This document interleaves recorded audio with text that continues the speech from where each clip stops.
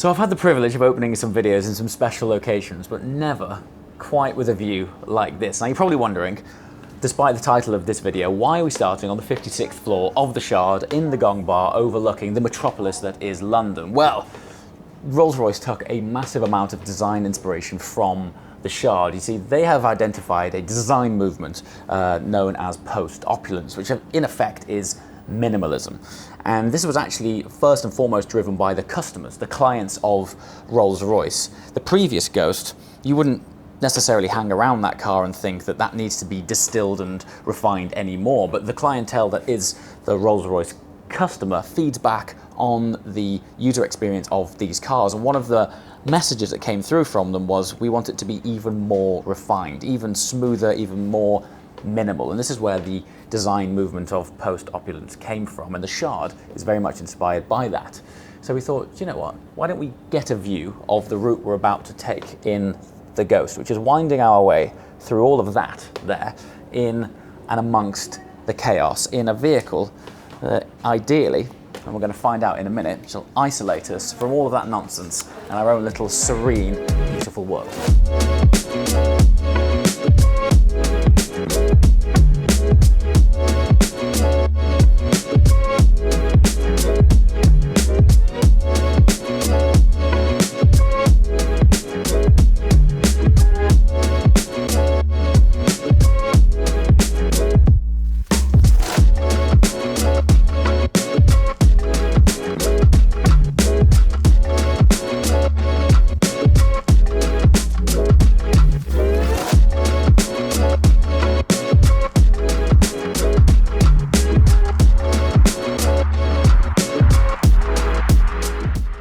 So one of my favorite things about a Rolls Royce is that the experience begins before you even start the engine with this spot of theatre right here. Not only do we have sort of self-actuating doors, but as they soft close, it's like isolating you into your own little vacuum. So first of all, and this might sound a silly observation, but the agility of this car, what have I just moved? 12 feet? This has seen the introduction of rear-wheel steer and four-wheel drive for the first time in a Rolls-Royce. But the rear-wheel steer, honestly, when you're going around town, I mean, just turning out of the Shangri-La entrance exit there, just makes life so much easier, considering as well that the car's just over 5 meters long. To be able to have the ability to virtually reduce the wheelbase is very welcome indeed.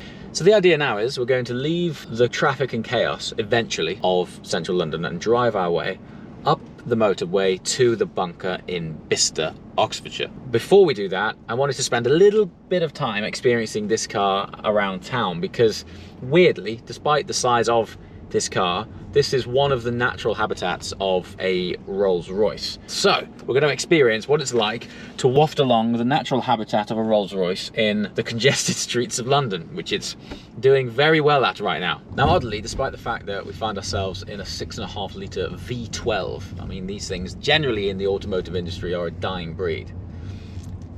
I find one of the brands that no one will complain about going electric one day will be Rolls-Royce. I mean, one of the implications of electric cars is the weight, and Rolls-Royce quite simply don't care about weight. For example, they are proud to tell you that they have 100 kilograms of sound deadening in this car. So what is quite cool, and probably as tech as you're gonna find in a lot of cars, is the flag bearer system in the Rolls-Royce, which is a combination of GPS positioning and a camera system. And what this system does is works in combination with GPS satellite positioning and the camera system in here to literally read the road surface in real time in front of you, detecting undulations, surface changes, and talking to satellite, which is pre-mapped the Earth, talks to the gearbox and the suspension system of the car in real time to appropriately choose the gear and suspension settings to best suit the road that you're driving on. I'm actually not making that up. That's a real system. It's called the flag bearer or planar, and that's what that does. Look at this. There's something extra regal about rolling past the palace in a Rolls Royce. Feels good. The other thing that feels good, and this is something that is understandably overlooked, is the diameter of the steering wheel. That's more sort of the thickness of it. You see, when you grab a wheel, it sets a lot of context as to almost what the car stands for and how it should be driven. And in the case of a Rolls Royce, they are distinctly thin. And what that has the impact of doing is, rather than gripping it with your whole hands, you sort of command it with your fingertips. It's obviously heavily assisted to move 2.5 tons of sophistication around the streets of London. But as a result, the way you interact with it just slows the world down. Everything becomes much less of a effort. There's no chore about driving this car despite its size. And it's such a small detail that you probably wouldn't think about until it's been pointed out to you, but dainty wheel, dainty experience. It's rather splendid. And we are in Notting Hill, and this is bringing back some memories. This is my old stomping ground. Lived here for quite a few years before escaping to the country. So I thought it'd be nice to take this back to an area of London that I was familiar with, just as an excuse backdrop really, because if you've ever Googled and haven't been to Notting Hill, famous not only for Portobello Market, but of course the iconic multicoloured houses.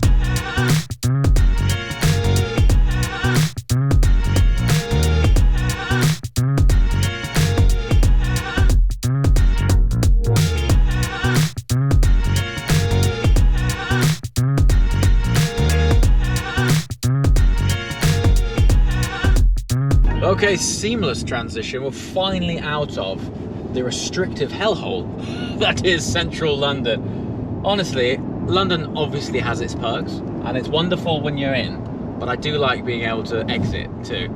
And now we're out. For me, this is what the Rolls Royce Ghost is all about. Yes, it has been designed to take into account living with it in cities. However, when you're really making progress and you can feel the undulations in the road, there is no vehicle on earth that irons out the creases on a road like a Rolls Royce. It is, honestly, it's actually something to behold, to feel how it does it. Your eyes see bumps that do not translate through the chassis of this car. It just irons it out. It's so incredible. We're now on our way up to the bunker, our studio in Oxford, and that's when we're going to give you, we've sort of done this really in reverse. Normally we would do the walk and talk of the car at the beginning of the video and then embark on our journey, but we thought we would go to our final destination, which is our studio, waft along, and then introduce you to the intricacies of the car at our place.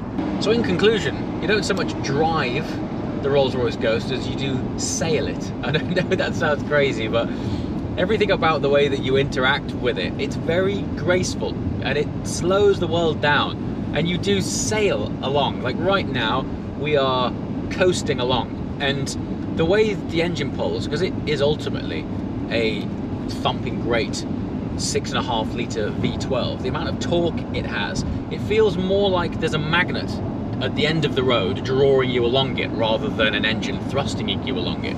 And with magnetic force comes lack of friction, and that's very much what this thing is like. It's very magic carpet ride, it's very effortless, but the way it slows down the world, despite all of the power it has, you get in it, and I think one of the things which is difficult to convey in words, on paper, whatever, is the way that it actually makes you feel. When you get into it, everything just sort of softens off in the world. You're in your own private space.